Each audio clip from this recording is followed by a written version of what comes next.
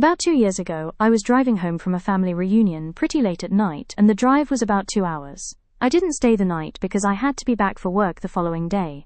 Most of the drive was on roads with dense bushes and trees on either side, the real creepy ones you see a lot in movies. Anyway, I had been driving about 45 minutes, and I was starting to get really tired. You know how sometimes you just suddenly become really tired, out of nowhere? Well, yeah, that happened to me. I knew I wasn't going to last, but I didn't come across any place that I felt I could park and safely sleep. Anyway, after it became clear to me that I wasn't going to find a place to pull up, and my tiredness wasn't going away, I did something very questionable.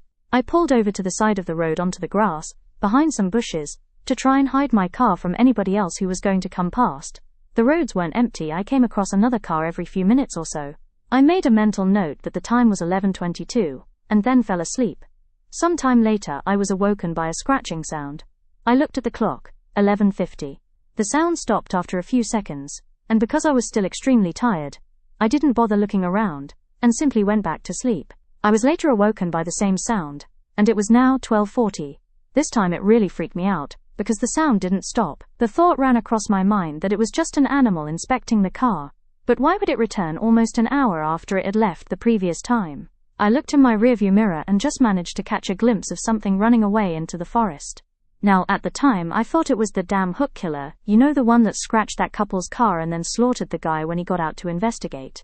F that, I thought to myself, so I got the hell out of there. There was a bend no more than 100 yards up the road, and as I came around it, there was a F car, parked off to the side of the road, with the driver's side door opened. I slowed down just to look to see if anyone was in there. There wasn't. Then I looked in my rearview mirror. I didn't see anything, and all of a sudden, this guy comes sprinting around the corner.